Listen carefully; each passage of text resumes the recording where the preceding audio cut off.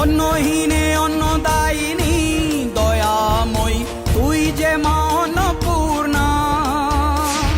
সন্তান স্নেহে তুই মা যেন কল্যাণী সম্পূর্ণা।